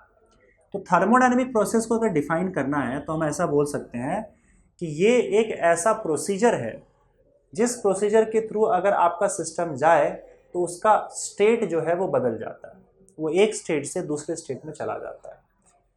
जो आपका पहला स्टेट होता है उसको हम लोग इनिशियल स्टेट बोलते हैं। तो ये आपका इनिशियल स्टेट हो गया, ठीक है, और ये आपका फाइनल स्टेट हो गया। जो फाइनली वो दूसरे स्टेट में पहुंच जाएगा वो उसका फाइनल स्टेट होगा। याद रखना, इनिशियल स्टेट और फाइनल स्टेट ये दोनों इक्विलिब्रियम में होते हैं, लेकिन इसके बीच के जो वैल्यूज़ होंगे वो इक्विलिब्रियम में नहीं होंगे, और इसीलिए हम इनिशियल और फाइनल स्टेट की ही बात करते हैं। एक इसका सिंपल सा एग्जांपल मैं देता हूँ, उसके बाद फिर हम बाकी थर्मोडायनेमिक्स इसका पढ़ना चालू कर देंगे। जैसे मान लो कि एक चाय पड़ी हुई है यहाँ पे, ठीक है, एक चाय है, और उसके बाकी सारे वैल्यूज़ मैं नहीं लिख रहा हूँ, बस सब टेम्परेचर का वैल्यू लिख रहा हूँ। मान लो उस टेम्परेचर को, उसका चाय का टेम्परेचर 30 डिग्री सेल्सियस है। अब आपने क्या किया, उसको हीट किया आपने। तो हीट किया मतलब आप कुछ ना कुछ कर रहे हो, आप कुछ ना कुछ कर रहे हो, इसका मतलब यहाँ पे आप इसको एक पर्टिकुलर प्रोसेस के थ्रू भेज रहे हो। हीट करते करते उसका टेम्परेचर जो है अब जाकर लेट्स से कि 50 डिग्री सेल्सियस हो गया। तो इसका मतलब पहले वो स्टेट ए में था, आपने उसको किसी थर्मोडायनेमिक प्रोसेस के थ्रू गुजारा। अब ये थर्मोडायनेमिक प्रोसेस कुछ भी हो सकता है, आप उसका प्रेशर बढ़ा दो, उसका टेम्परेचर इंक्रीज कर दो, जो भी प्रोसेस होगा, आपने जो भी कुछ किया, किसी एक प्रोसेस के थ्रू उसको गुजारा, उसको हम लोग थर्मोडायनेमिक प्रोसेस बोलेंगे, जिसकी वजह से उसका स्टेट बदल गया और अब वो स्टेट बी में चला गया। समझ गए? अब उसका टेम्परेचर क्या है, 50 डिग्री सेल्सियस। तो आप देखो कि ये सिस्टम आपका स्टेट ए में था, स्टेट 1 में था, बाद में स्टेट 2 में चला गया। किसकी वजह से? हीटिंग की वजह से। तो ये जो हीटिंग का प्रोसेस है उसको हम थर्मोडायनेमिक प्रोसेस बोलेंगे। समझे? अब देखो, यहाँ पे जब वो इस स्टेट में था तब वो इक्विलिब्रियम में था, और यहाँ पे जब वो आया तब भी वो इक्विलिब्रियम में है। कैसे हुआ ये चीज़? देखो, जब आप उसको हीट कर रहे थे, हल्का सा, मतलब जैसे मान लो बहुत ही आप हल्का सा फ्लेम दे रहे हो उसको, बहुत स्ट्रांग फ्लेम नहीं दे रहे हो, एकदम हल्का सा फ्लेम दे रहे हो, तो स्टार्टिंग में उसका टेम्परेचर कितना था, 30 डिग्री सेल्सियस। अब ये 30 डिग्री सेल्सियस चेंज नहीं हो रहा था, थर्मल इक्विलिब्रियम में था ये, और आपने इस 30 डिग्री सेल्सियस को मेजर कर लिया। अब ऐसा तो है नहीं ना कि हीट करने की वजह से 30 डिग्री सेल्सियस से वो सीधा 50 डिग्री सेल्सियस पे लैंड कर गया। 30 हुआ, हीट किया, फट से 50 हो गया। उसका टेम्परेचर 30 डिग्री सेल्सियस से इंक्रीज हुआ, 31, 32, 33, 34, 35, और लास्ट में जाके 50 पे पहुंचा। 50 के बाद इसका टेम्परेचर अब इंक्रीज नहीं हो रहा है, मतलब इसके ऊपर उसका टेम्परेचर नहीं जा रहा है, तो फिर से ये इक्विलिब्रियम में चला गया, और फिर हम यहाँ पे रुक गए। हमने बोला कि चलो हमारा स्टेट जो है वो इस स्टेट में आपका सिस्टम पहुंच चुका है। पर आप देखो कि इसके जो वेरिएबल्स चेंज हुए हैं ये बीच बीच में भी हुए हैं। मतलब इनिशियल स्टेट से फाइनल स्टेट पे जाने से के बीच में आपके वेरिएबल्स का बहुत सारा और वैल्यूज़ भी आया है, लेकिन उन वैल्यूज़ को हम मेजर नहीं कर पाए और वो वैल्यूज़ जो है वो इक्विलिब्रियम में नहीं थे। आपके सिस्टम का वेरिएबल्स कंटिन्यूसली चेंज होते जा रहा था, समझे? तो ये जो बीच के वैल्यूज़ है जिसके थ्रू वो होकर गुजरा है, अगर मैं टेम्परेचर की बात करूँ तो टेम्परेचर 30 से डायरेक्ट 50 पे नहीं आया, वो 30 से लेकर 50 के बीच में जितने भी टेम्परेचर के वैल्यूज़ है उन सब से होकर गुजरा है वो, समझे? तो ये जो बीच में जितने भी स्टेट से होकर गुजरा है, देखो इसमें भी बीच में बहुत सारे स्टेट्स आए होंगे। स्टेट का मतलब तो वही होता है ना कि वेरिएबल्स के वैल्यूज़ क्या है, तो बीच में भी तो उसके वेरिएबल्स के बहुत से वैल्यूज़ आए होंगे। तो इसके बीच में जो भी वैल्यूज़ आते हैं वेरिएबल्स के, जहाँ पर आपका सिस्टम इक्विलिब्रियम में नहीं था, या तो यहाँ पे इक्विलिब्रियम में था या तो यहाँ पे इक्विलिब्रियम में था, पर बीच के जो भी उसके स्टेट्स थे जहाँ से वो होकर गुजरा है इस स्टेट से इस स्टेट की ओर आने के लिए, उन सारे स्टेट्स को हम लोग यहाँ पे इंटरमीडिएट स्टेट्स बोलते हैं। इंटरमीडिएट मतलब बीच के, इंटरमीडिएट स्टेट्स, समझे? और ये इंटरमीडिएट स्टेट्स जो होता है उसका हम वैल्यू यहाँ पे मेंशन नहीं करेंगे, क्योंकि इंटरमीडिएट स्टेट्स में बेसिकली आपका सिस्टम इक्विलिब्रियम में नहीं होता है, वो स्टार्टिंग में होता है और लास्ट में होता है, और इन वैल्यूज़ के थ्रू वो हो के गुजरा है। तो हमें पता है 30 से 50 तक गया है वो, 31, 32, 33, ये जो भी इंटरमीडिएट स्टेट्स है उससे गुजर के वो यहाँ पे आया। तो अब यहाँ पे देखो क्या है कि ये हमारा इनिशियल स्टेट है, ये हमारा फाइनल स्टेट है, और इसके बीच में 30 डिग्री सेल्सियस से 50 डिग्री सेल्सियस के बीच में जो भी उसके वैल्यूज़ रहे होंगे जिसके थ्रू वो होकर गुजरा है वो हमारा इंटरमीडिएट स्टेट हो गया। तो आपका सिस्टम एक थर्मोडायनेमिक प्रोसेस के थ्रू गया है। इस थर्मोडायनेमिक प्रोसेस में हमने हीटिंग किया है, और इस थर्मोडायनेमिक प्रोसेस की वजह से वो इस इंटरमीडिएट स्टेट्स को पार करते हुए इस फाइनल स्टेट में पहुंच गया। ये पूरा का पूरा आपका प्रोसेस हुआ कि एक थर्मोडायनेमिक प्रोसेस जब हुआ तो आपका सिस्टम एक स्टेट से दूसरे स्टेट में पहुंचा, बीच में उसने कई सारे इंटरमीडिएट स्टेट्स को पार किए। बात क्लियर है, समझ गए? ठीक है। अब जब हम इस पूरे के पूरे प्रोसेस को एक ग्राफ पर प्लॉट करते हैं, जिस ग्राफ में प्रेशर और वॉल्यूम के बीच में ही ग्राफ बनाया जाता है, तो हम उसी ग्राफ को क्या बोलते हैं? पीवी डायग्राम, या फिर पीवी ग्राफ भी कई बार लोग बोल देते हैं, समझे? तो इसमें क्या होता है, इसमें क्या करते हैं हम लोग, ये हमारा इनिशियल स्टेट आप यहाँ पे रखोगे, मतलब आप देख लो इनिशियली स्टेट में आपका प्रेशर का क्या वॉल्यूम था, वैल्यू था, वॉल्यूम का क्या वैल्यू था। तो प्रेशर का वैल्यू होगा कुछ ना कुछ P1, लेट्स से P1 है, और वॉल्यूम का वैल्यू होगा V1। तो यहाँ पे हमारा जो ये कोऑर्डिनेट्स है, क्योंकि यहाँ पे दो ही एक्सिस है प्रेशर वॉल्यूम, तो V1 P1 हो जाएगा, और ये हमारा इनिशियल स्टेट A हो गया। दिस इज इनिशियल स्टेट, ये आपका इनिशियल स्टेट हो गया। अब उसके बाद बहुत सारे इंटरमीडिएट स्टेट्स हैं बीच में, इसके बीच में बहुत सारे इंटरमीडिएट स्टेट्स आ रहा है, यहाँ पे मैं लिख देता हूँ इंटरमीडिएट स्टेट्स, इसके थ्रू होकर गया है वो, और फाइनली आपका स्टेट बी पर पहुंच गया। वो स्टेट बी में आपका वॉल्यूम चेंज हो चुका होगा, V2 हो चुका होगा, और प्रेशर भी चेंज होकर P2 हो चुका होगा, समझे? तो प्रेशर और volume, volume V2, pressure P2, ये आपका फाइनल स्टेट है। This is your final state, यहाँ पे पहुँचा है, ठीक है। अब देखो पीवी डायग्राम में जो भी तुम्हारे इंटरमीडिएट स्टेट्स है, अगर मैं उन इंटरमीडिएट स्टेट्स को भी इस तरह से प्लॉट करता हूँ तो ये डिपेंड करता है कि आपका ये बीच का रास्ता कैसा गया है। तो ये सारे इंटरमीडिएट स्टेट्स को अगर आप प्लॉट करोगे तो हो सकता है ये ऐसा कुछ मिले हमें कि मतलब जब वो यहाँ आया था तो प्रेशर वॉल्यूम ये था, यहाँ आया तो प्रेशर वॉल्यूम ये हुआ, यहाँ आया तो प्रेशर वॉल्यूम ये हुआ, ये सारे इंटरमीडिएट स्टेट्स को पार करके ये बीच में आया, ठीक है। तो ये सारे के सारे क्या होंगे बताओ? Intermediate states. तो जब आप इंटरमीडिएट स्टेट्स को पीवी डायग्राम में प्लॉट करते हो तो हम इसी को क्या बोलते हैं? पाथ बोलते हैं, कि भाई आपका जो स्टेट है या ये इस पाथ से होकर ऐसे गुजरा। पाथ कैसा भी हो सकता है, वो डिपेंड करता है कि आपका प्रोसेस कैसा है। मैं अगर मान लो आराम से हीट करूँ, फिर तेज़ी से हीट कर दूँ, फिर एकदम ही तेज़ी से हीट कर दूँ, फिर एकदम कुछ समय के लिए रुक जाऊँ, तो आपका पाथ हो सकता है कहीं और से गया हो। वो तो डिपेंड करता है ना कि आपने उसको कौन से इंटरमीडिएट स्टेट्स के थ्रू जाने पर मजबूर किया है। तो अलग अलग टाइप के प्रोसेस में आपका जो इंटरमीडिएट स्टेट्स होता है वो अलग अलग होता है, और हम बोल सकते हैं कि आपका पाथ अलग अलग होता है। हो सकता है कि आप फाइनली इसी स्टेट में जाओ, लेकिन आप अलग अलग रास्ते से जा सकते हो। कंटिन्यूसली हीट करके जा सकते हो, हीट करो रुको, हीट करो रुको, ऐसे जा सकते हो। तो आप पाथ अलग अलग रास्ते से जा सकते हो सकता है आप यहीं पे पहुंचो, लेकिन रास्ते अलग अलग हो सकते हैं। तो बीच में आप कौन से स्टेट से होकर जा रहे हो, वो जो तुम्हारे इंटरमीडिएट स्टेट्स होते हैं, उसी को हम बोलते हैं कि पाथ, कि आपका सिस्टम कौन सा पाथ फॉलो कर रहा है इनिशियल स्टेट से फाइनल स्टेट में जाने के लिए। और इनिशियल स्टेट कौन सा है, फाइनल स्टेट कौन सा है, ये स्पेसिफाई करने के लिए हम यहाँ पे एरो बना देते हैं। अगर मैंने एरो नीचे की ओर बनाया है तो ये क्लियर है कि इनिशियल स्टेट और ये फाइनल स्टेट है। अगर सपोज करो मैंने एरो ऐसे बना दिया होता, मानो स्टेट ए और ये स्टेट बी, और मैंने एरो ऐसे बना दिया होता, तो इसका मतलब ये मेरा इनिशियल स्टेट है और ये मेरा फाइनल स्टेट है। तो मैं यहाँ से यहाँ जा रहा हूँ, तो एरो आपको क्लियर करके बताएगा कि आप कौन से स्टेट से कौन से स्टेट में जा रहे हैं। समझ गए? तो आई होप पीवी डायग्राम का जो एग्जैक्ट मीनिंग है ये आपको यहाँ पे समझ चुका होगा। चलो एक काम कर लेते हैं, यहाँ पे कुछ प्रोसेसेस के लिए आप पीवी डायग्राम बना लेते हैं, तब आपको आइडिया आएगा कि पीवी डायग्राम एक्चुअली अलग अलग प्रोसेस में कैसे बनाया जाता है। तो सबसे पहले हम लोग यहाँ पे बात करेंगे कि पीवी डायग्राम फॉर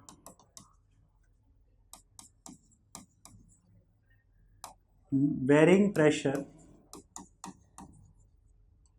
या फिर आप ऐसे लिख लो for positive work done and varying pressure.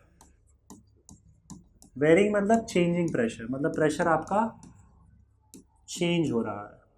तो मान लो आपका एक प्रोसेस है, उस प्रोसेस में आपका जो सिस्टम है वो स्टेट ए से स्टेट बी की ओर आता है, ठीक है।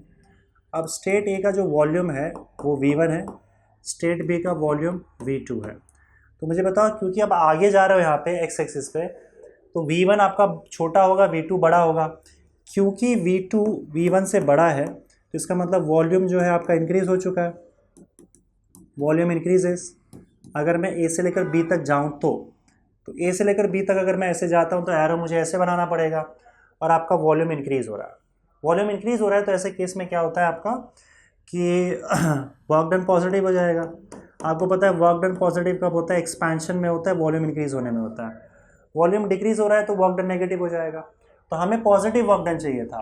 और आप देख सकते हो यहाँ पे कि पहले प्रेशर P1 था और बाद में प्रेशर क्या हो गया, P2 हो गया। तो पीवी डायग्राम में हमने देखा कि प्रेशर चेंज हो रहा है और वॉल्यूम इंक्रीज हो रहा है। प्रेशर चेंज हो रहा है, वेरिंग प्रेशर लिखा है, वॉल्यूम आपका इंक्रीज हो रहा है, इसका मतलब वर्क डन पॉजिटिव हो जाएगा। तो पॉजिटिव वर्क डन और चेंजिंग प्रेशर के लिए आपका ग्राफ ऐसे यहाँ पे ये दिख सकता है, पीवी डायग्राम आपको ऐसा दिखेगा। उसी तरीके से अगर मैं सपोज करो यहाँ पे PV diagram for negative pressure बोल रहा हूँ, varying pressure and negative work done, इस केस में अगर सपोज करो मैं यहाँ पे पीवी डायग्राम बनाता हूँ तो पीवी डायग्राम कैसे बनेगा एग्जैक्टली आपका वैसे ही जैसा यहाँ पे बना हुआ है, इस तरीके से जाएगा। ये आपका स्टेट ए होगा, ये आपका स्टेट बी होगा। यहाँ पे आपका प्रेशर P1 था और यहाँ तक आते आते प्रेशर P2 हो गया। यहाँ पे आपका वॉल्यूम V1 था, यहाँ तक आते आते आपका वॉल्यूम V2 हो गया, V प्रेशर P। पर इस बार ध्यान रखिए कि आपका वर्क डन नेगेटिव है। प्रेशर तो चेंज हो रहा है P1 से P2, लेकिन यहाँ पे आपका वर्क डन नेगेटिव है। वर्क डन नेगेटिव मतलब क्या, आपका volume should decrease, volume decrease होना चाहिए, तभी आपका वर्क डन नेगेटिव होगा। तो अगर मैं सपोज करो ए से लेकर बी तक जाता हूँ तो मैं V1 से V2 तक जाऊँगा, तो आपका तो वैसे भी वॉल्यूम इंक्रीज हो रहा है, पहला वाला ही केस हो गया। वॉल्यूम इंक्रीज होगा तो वर्क डन पॉजिटिव हो जाएगा। तो मैं क्या करूँगा बताओ, तो अब मेरा स्टेट ए जो है वो इनिशियल स्टेट नहीं होगा, बल्कि तुम्हारा बी स्टेट जो होगा वो इनिशियल स्टेट होगा और ए फाइनल होगा, और आप एरो को उल्टा कर दो। तो जब आप एरो को उल्टा करोगे तो आपका वॉल्यूम V2 देखो बड़ा है, V2 आपका बड़ा हो गया, V1 छोटा हो गया, तो आपका इनिशियल वॉल्यूम बड़ा है, फाइनल वॉल्यूम छोटा हो गया। पीछे आ रहे हो आप, वॉल्यूम डिक्रीज होने की वजह से आपका वर्क डन नेगेटिव हो जाएगा। तो ये वो सिचुएशन का पीवी डायग्राम है जहाँ पे प्रेशर तो चेंज हो रहा है, प्रेशर तो अभी भी चेंज हो रहा है ना, पहले प्रेशर P2 था, अब प्रेशर P1 हो गया, तो वेरिंग प्रेशर है और वर्क डन इस केस में आपका नेगेटिव हो जाएगा। ओके, थर्ड केस अगर आप यहाँ पे देखोगे तो positive work done, positive work और कांस्टेंट प्रेशर का केस भी लेते हैं। पॉजिटिव वर्क, कांस्टेंट प्रेशर, ये कैसा ग्राफ आएगा बताओ। देखो पॉजिटिव वर्क है, इसका मतलब आपका वॉल्यूम इंक्रीज होना चाहिए, और प्रेशर कांस्टेंट है, इस केस में प्रेशर चेंज नहीं हो रहा है। तो मान लो हमने एक प्रेशर फिक्स कर दिया, तो अब यही प्रेशर होने वाला है, तो आपका ग्राफ सीधा ऐसे जाएगा, स्ट्रेट जाएगा, मतलब प्रेशर आपको चेंज होने ही नहीं देना है, कांस्टेंट प्रेशर। और ग्राफ अगर आप इसको ऐसे लेके जाओगे ए से लेकर बी तक, तो आप देखो आपका वॉल्यूम जो है V1 से यहाँ पे V2 तक इंक्रीज होगा, तो वॉल्यूम इंक्रीज हो रहा है तो पॉजिटिव वर्क आ गया और प्रेशर कांस्टेंट है। और इसी में अगर सपोज करो आप यहाँ पे बना दो negative work constant pressure, negative work and constant pressure, तो क्या होगा। देखो फिर से आपका प्रेशर जो है वो कांस्टेंट ही है, तो मैं यहाँ पे फिर से प्रेशर जो है कांस्टेंट ही बनाऊंगा, तो ये आपका प्रेशर कांस्टेंट आ गया। लेकिन इस बार नेगेटिव वर्क है, नेगेटिव वर्क है तो वॉल्यूम कम होना चाहिए, वॉल्यूम कम हो रहा है, इसका मतलब आपको पीछे आना पड़ेगा, आपको V2 से V1 की ओर आना पड़ेगा, और आपको एरो बस ऐसे बना देना है। तो this is negative work, sorry this is negative work and constant pressure. Pressure तो चेंज नहीं हो रहा है, बी से ए तक आने में स्ट्रेट लाइन है, यही सेम प्रेशर होगा हर जगह पे। आपका वॉल्यूम लेकिन डिक्रीज हो गया, वॉल्यूम पहले V2 ज़्यादा था, अब वॉल्यूम V1 कम हो चुका है, वॉल्यूम डिक्रीज हुआ है, इसका मतलब आपका वर्क डन जो है वो नेगेटिव है, तो नेगेटिव वर्क कांस्टेंट प्रेशर। बात सिंपल है, समझे। तो this was all about your PV diagram. Okay, आगे बढ़ते हैं बच्चों, और एक चीज़ मैं पीवी डायग्राम के बारे में और बता दूं कि देखो अगर सपोज करो आप पीवी डायग्राम ड्रॉ करते हो, ठीक है, और आपको कुछ ना कुछ यहाँ पे ग्राफ मिलेगा, चाहे यहाँ ऐसे मिले, स्ट्रेट लाइन मिले, जैसे भी मिले, आपको ग्राफ मिलेगा इनिशियल स्टेट ए से फाइनल स्टेट बी पर जाते जाते। तो इस ग्राफ के नीचे कुछ ना कुछ एरिया होगा, इस ग्राफ के नीचे कुछ ना कुछ एरिया होगा। तो अगर मैं सपोज करो ये लाइन यहाँ ड्रॉ कर दूँ, और ये लाइन एंड पॉइंट से सीधा लाइन अगर मैं नीचे की ओर ड्रॉ करता हूँ एक्स एक्सिस पे, अगर आप इनिशियल और फाइनल पॉइंट से straight lines, perpendicular lines draw करते हो एक्स एक्सिस पे, तो ग्राफ के नीचे का जितना भी एरिया आपको दिख रहा है, ये पूरा एरिया,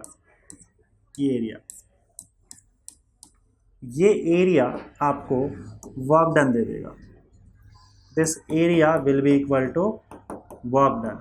तो अगर आपको वर्क डन कैलकुलेट करना है तो क्या करोगे बताओ, you just have to calculate area under the PV diagram. तो मैं यहाँ पे लिख देता हूँ, अगर सिस्टम का आपको वर्क डन कैलकुलेट करना है तो work done will be equal to area under the graph या area under the PV diagram, area under the PV diagram. तो पीवी डायग्राम के नीचे का अगर आप एरिया कैलकुलेट कर लेते हो तो आपको वर्क डन मिल जाएगा पूरे प्रोसेस का, जिस भी प्रोसेस के थ्रू आपका सिस्टम ए से लेकर बी की ओर गया है। तो समझे। इस बात को ध्यान में रखते हुए अगर हम आगे बढ़ते हैं तो यहाँ पे एक और इम्पॉर्टेंट टॉपिक के बारे में डिस्कशन होगा, जिसमें हम देखेंगे कि वर्क डन जो आपका होता है, work done during thermodynamic process, thermodynamic process. देखो इस यहाँ पे इस टॉपिक के थ्रू हम लोग ये पता लगाएंगे कि आपका जो वर्क डन है, मान लो आप एक स्टेट से दूसरे स्टेट में जाते हो तो सिस्टम ने कुछ ना कुछ वर्क किया होगा इनिशियल। मान लो कोई थर्मोडायनेमिक प्रोसेस के थ्रू आपका एक स्टेट गुजरा है या एक सिस्टम गुजरा है, जब आप इनिशियल स्टेट से फाइनल स्टेट में जाते हो किसी भी पर्टिकुलर प्रोसेस के थ्रू, तो वहाँ पे आपका जो सिस्टम है उसने कुछ वर्क किया होगा। अब ये वर्क क्या इस बात पर डिपेंड करता है कि हमने कौन सा पाथ फॉलो किया, इंटरमीडिएट स्टेट्स कौन से थे, या फिर इस बात पर डिपेंड नहीं करता है और वो सिर्फ इनिशियल और फाइनल पॉइंट पे ही डिपेंड करता है। तो ये हमें चेक करना है। तो हम क्या करेंगे, जैसे तुम्हारा सिस्टम है, इस सिस्टम को 3 अलग अलग रास्ते से लेके जाएंगे। मान लो तुम्हारा सिस्टम है और सिस्टम में हमारा पॉइंट ए इनिशियल स्टेट है और पॉइंट बी फाइनल स्टेट है। ये तुम्हारा पी और ये वी, इसको हम 3 अलग अलग रास्ते से लेके जाएंगे। ठीक है, एक केस में हम क्या करेंगे, यहाँ पे सीधे इसको ए से लेकर बी तक ऐसे कंटिन्यूसली प्रेशर वॉल्यूम चेंज करते हुए लेके जाएंगे। देखो, जब आप ए और बी से आपको इस रास्ते से लेके जा रहे हो, पहले पाथ से लेके जाओगे।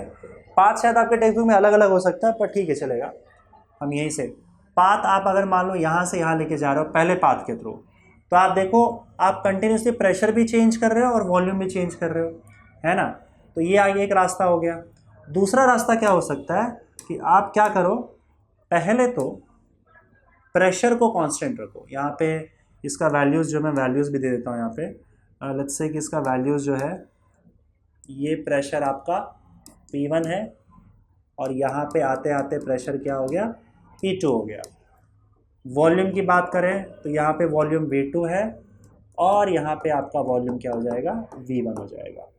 तो ये आपका इनिशियल स्टेट जिसका वॉल्यूम V1 प्रेशर P1, और ये आपका फाइनल स्टेट जिसका वॉल्यूम V2 और प्रेशर P2। तो हमें स्टेट ए से स्टेट बी में ही जाना है, ठीक है, लेकिन हम अलग अलग रास्ते से जाएंगे और फिर चेक करेंगे कि हमारा जो वर्क डन है वो हर रास्ते से सेम वर्क डन मिलता है हमें कि अलग अलग वर्क डन मिलता है। तो पहले एक काम करते हैं, पहले पाथ 1 से जाएंगे। उसके बाद हम क्या करेंगे कि आपका प्रेशर P1 जो है ये हम कांस्टेंट रखेंगे, ठीक है, और कांस्टेंट रखते रखते जब तक उसका वॉल्यूम V1 से V2 ना हो जाए तब तक हम प्रेशर को चेंज नहीं करेंगे। कांस्टेंट प्रेशर रखा, जैसे वॉल्यूम आपका V2 हुआ वैसे अब क्या करेंगे, हम लोग वॉल्यूम कांस्टेंट रख देंगे और आपका प्रेशर गिराते चले जाएंगे, प्रेशर डाउन करते चले जाएंगे और यहाँ तक पहुँच जाएंगे। तो इस रास्ते से भी जाओगे तो आप इस स्टेट से इस स्टेट में आए हो, इसको आप पाथ 2 बोल दो। और तीसरा केस यहाँ पे हम क्या ले लेंगे कि हम क्या करेंगे, स्टार्टिंग में पहले ही प्रेशर डाउन कर देंगे, वॉल्यूम फिक्स रखेंगे V1, वॉल्यूम को चेंज नहीं करेंगे, पहले प्रेशर डाउन कर देंगे और प्रेशर को हम लोग P1 से P2 तक डिक्रीज कर देंगे। जैसे ही प्रेशर P2 हुआ, वॉल्यूम तो हमने फिक्स कर रखा है, अब P2 प्रेशर के बाद हम प्रेशर कांस्टेंट कर देंगे, वॉल्यूम बढ़ाना चालू कर देंगे। यहाँ पे प्रेशर कांस्टेंट कर दिया P2 और वॉल्यूम हमने V1 से लेकर V2 तक बढ़ाया और फिर हम पॉइंट यानी कि स्टेट बी तक पहुँच गए। तो ये भी एक तरीका है स्टेट बी तक जाने का, इसको हम पाथ 3 बोल देंगे, ठीक है, पाथ 3 हो जाएगा आपका। तो 3 रास्ते से आप स्टेट ए से स्टेट बी तक जा सकते हो। तीनों रास्ते में क्या वर्क डन सेम है या वर्क डन गैस के द्वारा अलग अलग किया जा रहा है, ये हम लोग चेक करेंगे। तो सबसे पहले हम बात करेंगे पाथ 1 की।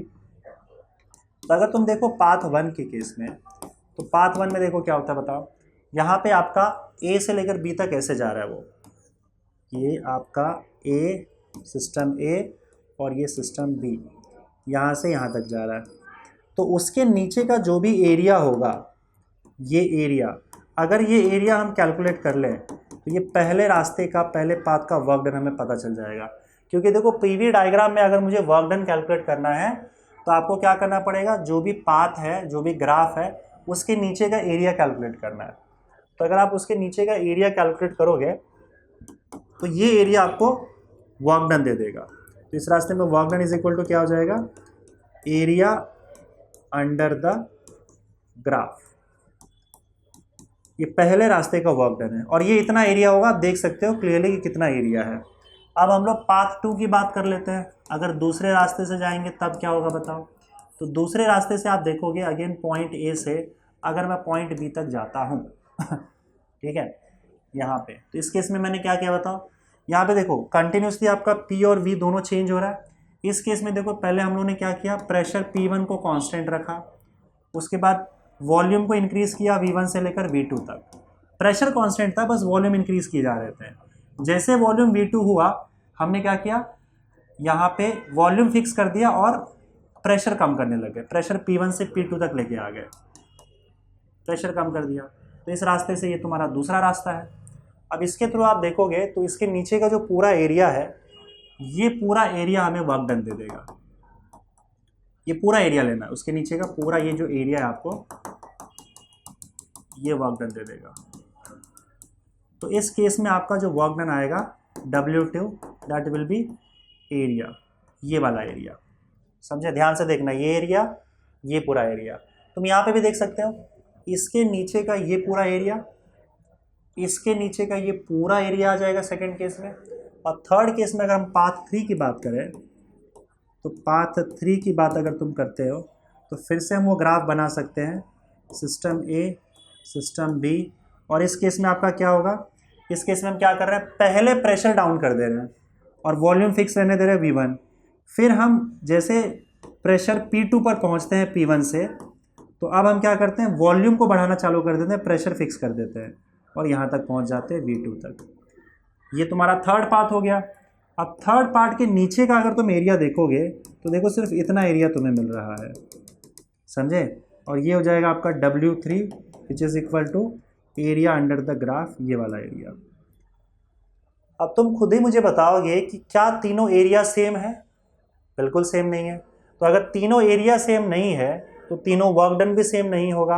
और यहाँ पे क्लियरली दिख रहा है कि सबसे ज़्यादा वर्क डन आपको इसमें मिल रहा है, क्योंकि सबसे ज़्यादा एरिया इस पाथ 2 के नीचे आ रहा है, फिर उसके बाद पाथ 1 के नीचे का एरिया, और सबसे कम एरिया पाथ 3 के नीचे है। तो इसका मतलब work done in case of path 2 ये सबसे ज़्यादा है, उसके बाद पाथ 1 का और उसके बाद पाथ 3 का। तो बात सिंपल है, देखो कि हमारा स्टेट देखो सेम है, इनिशियल स्टेट और फाइनल स्टेट सेम है। हम उसी इनिशियल स्टेट से उसी फाइनल स्टेट तक तीनों केस में जा रहे हैं, लेकिन तीनों केस में आप देख सकते हो कि वर्क डन अलग अलग है। तो अगर आपका सिस्टम, आप देखते हो कि आपने सिस्टम ने कितना वर्क डन किया है, तो ये इस बात पर डिपेंड करेगा कि आप उसको इनिशियल स्टेट और फाइनल स्टेट में किस रास्ते से लेके जा रहे हो। देखो इस पे भी डिपेंड करेगा कि इनिशियल स्टेट क्या, फाइनल स्टेट क्या है। मान लो इनिशियल स्टेट कुछ और, फाइनल स्टेट कुछ और रहा और आप ऐसे आ गए, तब तो वर्क डन अलग हो जाएगा। लेकिन अगर आपने इनिशियल स्टेट और फाइनल स्टेट फिक्स कर भी दिया है, तो भी अगर आप अलग अलग रास्ते से जाते हो तो आपका सिस्टम का वर्क डन भी अलग अलग होगा, समझे। तो इसका मतलब work done is path dependent, work done is path dependent. आपका ये वर्क डन जो है वो एक पाथ फंक्शन है, work done is path function. ये पाथ पे डिपेंड करता है, सिर्फ इनिशियल फाइनल स्टेट पे डिपेंड नहीं करेगा, बल्कि आप किस रास्ते से गए हो वो डिसाइड करेगा कि आपके सिस्टम ने कितना वर्क डन किया है। Work done is path dependent, work done depends on path, समझ गए। अच्छा बच्चों, मैं देख रहा था बुक में एक छोटा सा वहाँ पे एक और चीज़ लिखा हुआ, तो मैं आपको एक्सप्लेन कर देता हूँ। जैसे बहुत सारे केसेस में आपके जो सिस्टम होता है वो सिस्टम आपका क्वाज़ी स्टैटिक सिस्टम होता है। अब ये क्वाज़ी स्टैटिक सिस्टम क्या होता है, मैं थोड़ा सा एक्सप्लेन कर दूँ। जो प्रोसेस होता है उसे हम लोग क्वाज़ी स्टैटिक प्रोसेस बोलते हैं, और जो आपका सिस्टम होता है जहाँ पे ये क्वाज़ी स्टैटिक प्रोसेस हो रहा है उसे हम लोग क्वाज़ी स्टैटिक सिस्टम बोलते हैं। क्वाज़ी स्टैटिक सिस्टम में आपका जो प्रोसेस होता है वो process is very very slow, process is very very slow, इतना स्लो कि हम लोग उसका स्पीड ना के बराबर मान सकते हैं प्रोसेस का, एकदम ही स्लो। इसको बोला जाता है इनफाइनाइटेसिमली स्लो,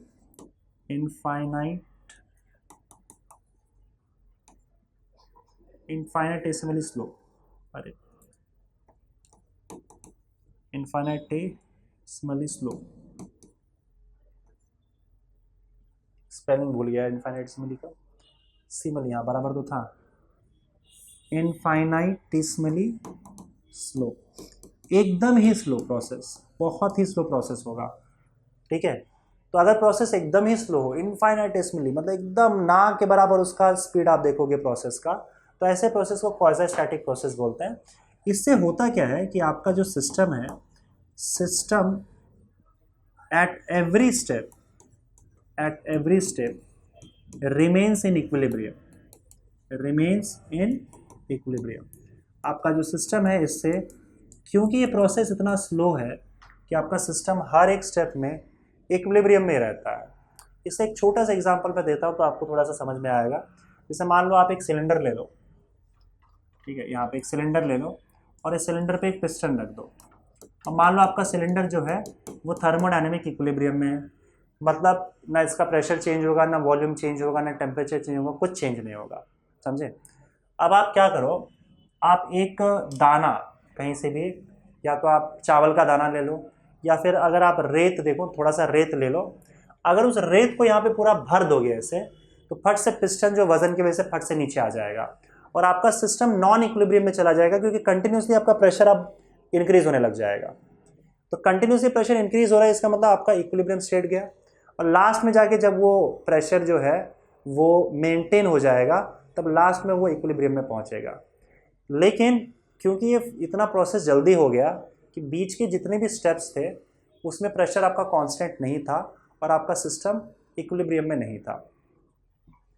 पर मैं पूरी रेत एक साथ डालने के बजाय अगर मैं एक एक करके रेत डालता हूँ, एक रेत डाला मैंने, सिस्टम इतना स्लो नीचे आएगा आपको पता भी नहीं चलेगा।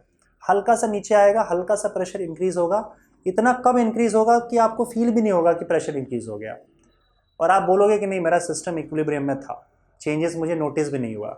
फिर आप एक और दाना डाल दो रेत का, फिर हल्का सा क्या होगा, प्रेशर की वजह से नीचे आएगा, प्रेशर इंक्रीज होगा आपके गैस का, और ऐसे केस में आप देखोगे तो आपको कुछ नोटिसेबल चेंज नज़र नहीं आएगा। आप बोलोगे मेरा सिस्टम जो है इक्विलिब्रियम में।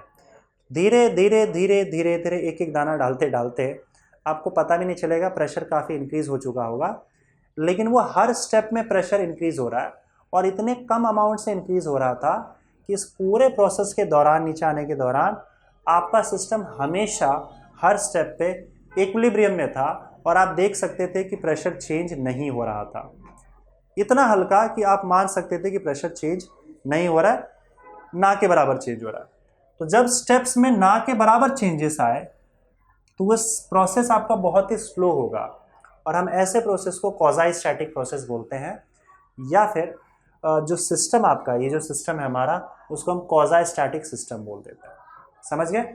चलिए ये टॉपिक वापस आते हैं। तो एक चीज़ तो बच्चों क्लियर हुआ, हम हमेशा यहाँ पे जो वर्क थर्मोडायनेमिक्स है, थर्मोडायनेमिक्स में हम तीन चीज़ों की बात करते हैं, वर्क डन, हीट ट्रांसफर और चेंज इन इंटरनल एनर्जी। ठीक है, तो यहाँ पे फिलहाल हमने ये देख लिया कि आपका जो वर्क डन है वो, अगर आप एक स्टेट से दूसरे स्टेट में आपका सिस्टम जाता है तो वर्क डन जो है वो पाथ डिपेंडेंट होता है। आप किस रास्ते से जा रहे हो इस पे वर्क डन का वैल्यू डिपेंड करेगा। वही चीज़ हम लोग चेंज इन इंटरनल एनर्जी और हीट के लिए भी देखेंगे कि क्या ये भी पाथ डिपेंडेंट है या फिर नहीं है। तो बच्चों वर्क डन का तो हो गया। अब यहाँ पे हम देखेंगे हीट के केस में, heat added during a thermodynamic process. मतलब अगर हम यहाँ पे थर्मोडायनेमिक प्रोसेस कुछ हो रहा है, उसमें जो हीट सप्लाई है, ये हीट सप्लाई आपके इनिशियल और फाइनल स्टेट पे ही सिर्फ डिपेंड करता है, या फिर आप किस रास्ते से जा रहे हो इस बात पे भी डिपेंड करता है। ये हम लोग चेक कर लेते हैं। तो यहाँ पे देखो दो केसेस है आपके। एक में हम क्या करेंगे, गैस का एक्सपेंशन देखेंगे। दोनों केस में हमको गैस का एक्सपेंशन देखना है, मतलब गैस एक्सपैंड हो रहा है। लेकिन एक केस में आपका आइसोथर्मल एक्सपेंशन होगा, जहाँ पे हम मेक श्योर करेंगे कि गैस का टेम्परेचर चेंज ना हो और गैस एक्सपैंड होता रहे। और एक हमारा एग्जाम्पल होगा फ्री एक्सपेंशन का, which is nothing but sudden uncontrolled expansion. मतलब एक ऐसा एक्सपेंशन जहाँ पे गैस कोई वर्क डन नहीं करता, किसी पिस्टन को मूव नहीं करता। ठीक है, ये पूरा प्रोसेस क्या है हम यहाँ पे देखते हैं। तो सबसे पहले हम बात करेंगे आइसोथर्मल एक्सपेंशन की। तो यहाँ पे देखो आपका एक पिस्टन लगा हुआ है, इस पिस्टन के अंदर गैस भरा हुआ है, और इस गैस का फिलहाल जो इनिशियल वॉल्यूम है वो आपका V1 है। ठीक है, और इसका जो टेम्परेचर है वो 300 केल्विन है। लेट्स से इसका जो प्रेशर है वो प्रेशर P1 मान के चलते हैं हम लोग, ये आपका प्रेशर P1। अब हमारा इनिशियल स्टेट जो है, इनिशियल स्टेट का कंडीशन क्या बताओ, स्टेट ए मान के चलेंगे। इसका प्रेशर P1, वॉल्यूम V1 और टेम्परेचर T1 है। ठीक है, इसके बाद तुम्हारा आइसोथर्मल एक्सपेंशन होता है और हम फाइनल स्टेट में पहुंच जाते हैं। तो हमारा फाइनल स्टेट क्या होगा, देखो हम इसको हीट करना चालू कर देते हैं, और ये हीटिंग इतना स्लो है कि इसका टेम्परेचर हम चेंज नहीं होने देते हैं। बस क्या हो रहा है, उसका जो गैस का, जैसे अगर आप इसको हीट करना चालू करो और एकदम स्लो हीट करो तो गैस का टेम्परेचर चेंज नहीं होता है, जिसके वजह से क्या होता है, आपका जो ये पिस्टन है, ये पिस्टन हीट करने की वजह से, क्योंकि मॉलिक्यूल्स की काइनेटिक एनर्जी बढ़ती है, तो ये जो आपके मॉलिक्यूल्स है वो पिस्टन को मारेगा धक्का, और पिस्टन आपका ऊपर जाने लगेगा, मतलब गैस एक्सपैंड होने लगेगा। इस एक्सपेंशन के दौरान आपका टेम्परेचर चेंज नहीं होता है। तो यहाँ पे मैं P1 V1 T1 की जगह पे सिर्फ T ही लिख रहा हूँ, क्योंकि आपका टेम्परेचर चेंज ही नहीं हो रहा है, तो उसको T फिक्स कर देता है 300 केल्विन पे, और आपका गैस एक्सपैंड हो रहा है इस तरीके से, समझे।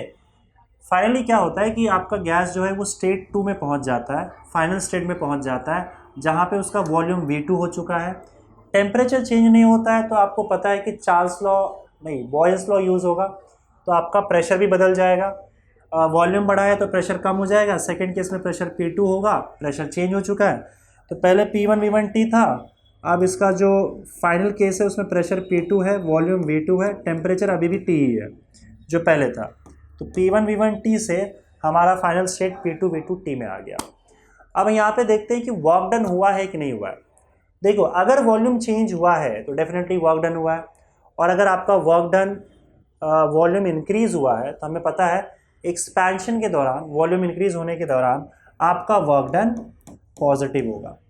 इस केस में वर्क डन पॉजिटिव है और आपने कुछ ना कुछ अमाउंट ऑफ हीट सप्लाई किया है, क्योंकि हीट सिस्टम को मिला है, इसके वजह से यहाँ पे हीट का जो वैल्यू होगा वो पॉजिटिव होगा।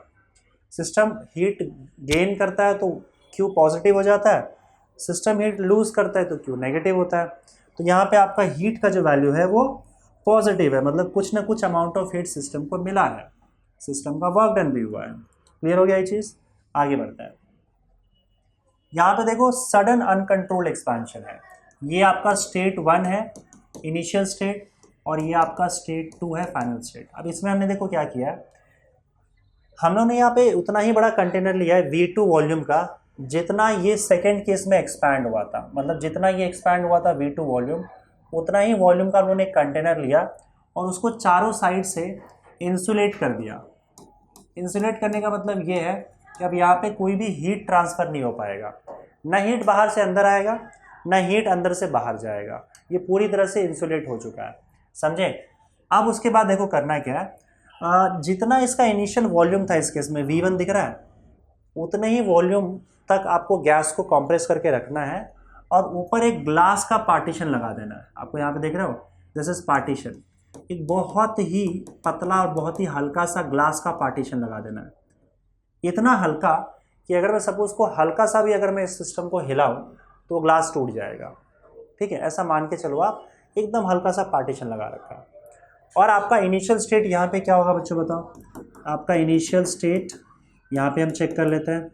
तो आप ध्यान से देखोगे तो इनिशियली, क्योंकि इसका वॉल्यूम वही है जो इसका यहाँ पे पहले वॉल्यूम V1 था, तो वॉल्यूम V1 लिखेंगे हम लोग। टेम्परेचर देखोगे 300 केल्विन यहाँ पे भी है और टेम्परेचर 300 केल्विन इस केस में भी था, तो वही सेम टेम्परेचर यहाँ पे भी T आ जाएगा। और अगर वॉल्यूम और टेम्परेचर सेम है तो डेफिनेटली आपका जो प्रेशर था वो प्रेशर भी पहले जैसा ही होगा। अगर दो चीज़ें आपने सेम कर दी तो आपका तीसरा भी सेम हो जाएगा। गैस का ये खासियत है कि अगर मान लो आपके पास दो गैस है, मतलब दो कंटेनर में गैस है, अगर दोनों का प्रेशर सेम है, दोनों का वॉल्यूम सेम है, तो अपने आप दोनों का टेम्परेचर सेम हो जाएगा। कोई दो चीज़ अगर आप सेम कर दोगे तो तीसरा अपने आप सेम हो जाता है।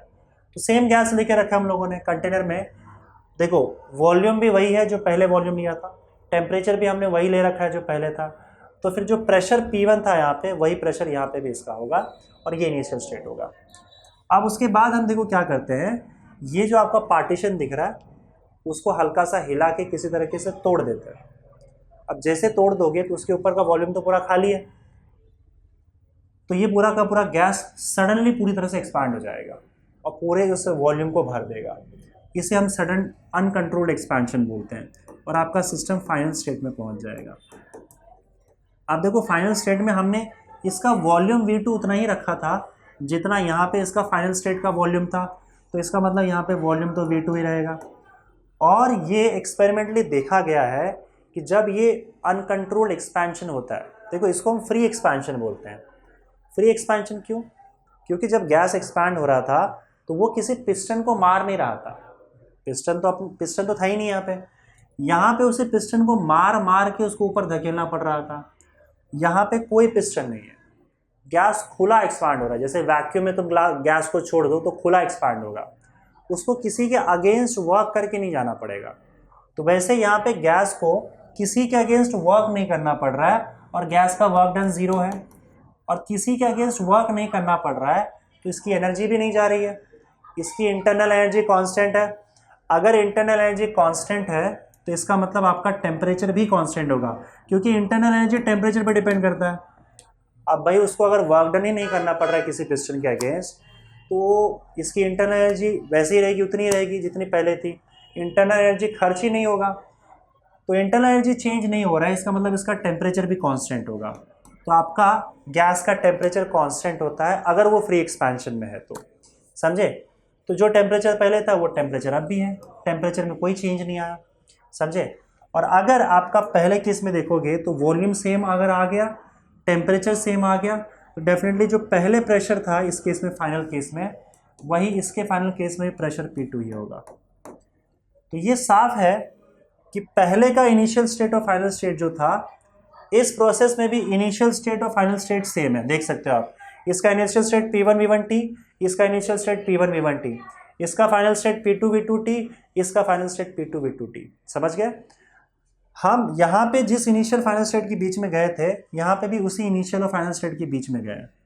प्रोसेस लेकिन अलग अलग है, रास्ते अलग अलग है।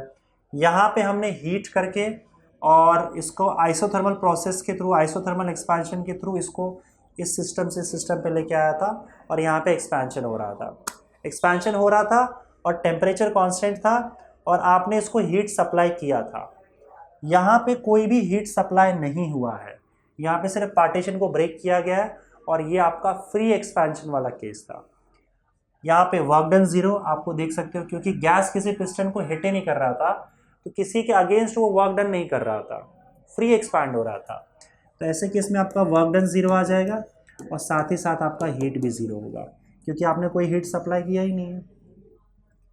तो आप साफ साफ देख सकते हो कि यहाँ पे हीट सप्लाई हुआ है, Q का वैल्यू ग्रेटर देन 0 है, और यहाँ पे Q का वैल्यू 0 है, जबकि दोनों केस में हम सेम इनिशियल स्टेट से सेम फाइनल स्टेट में गए हैं।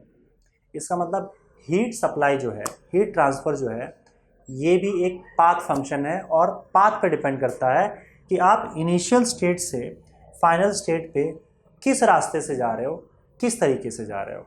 ठीक है, तो हम यहाँ पे कंक्लूजन लिख सकते हैं कि heat transfer, therefore heat transfer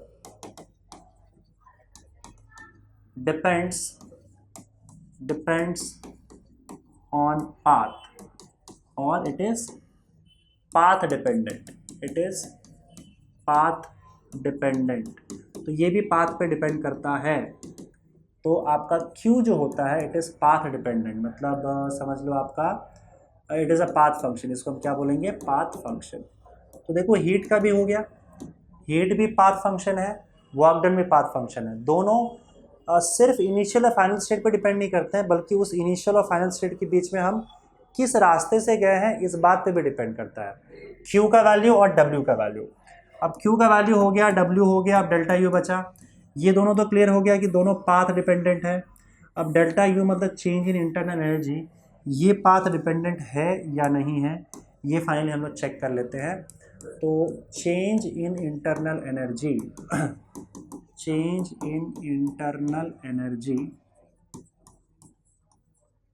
delta U, ये पाथ डिपेंडेंट है कि नहीं हम चेक कर लेते हैं।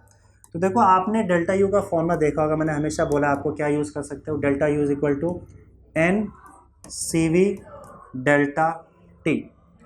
तो आप देखो कि डेल्टा U सिर्फ डेल्टा T पे डिपेंड करता है और किसी चीज़ पे नहीं। जैसे मान लो डेल्टा T का मतलब क्या, delta T is change in temperature, change in temperature, ये सिर्फ कितना टेम्परेचर में चेंज आया सिर्फ इस बात पर डिपेंड करेगा।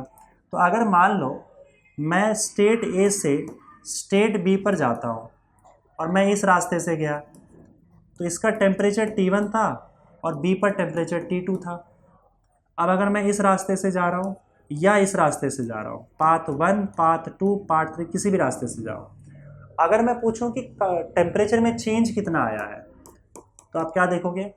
जैसे मान लो यहाँ पे टेम्परेचर 50 डिग्री सेल्सियस था और यहाँ पे टेम्परेचर 90 डिग्री सेल्सियस हो गया। तो अगर मैं इस रास्ते से जा रहा हूँ तो भी टेम्परेचर 50 से 90 चेंज हो रहा है, और चेंज कितना आ रहा है? 40 डिग्री सेल्सियस।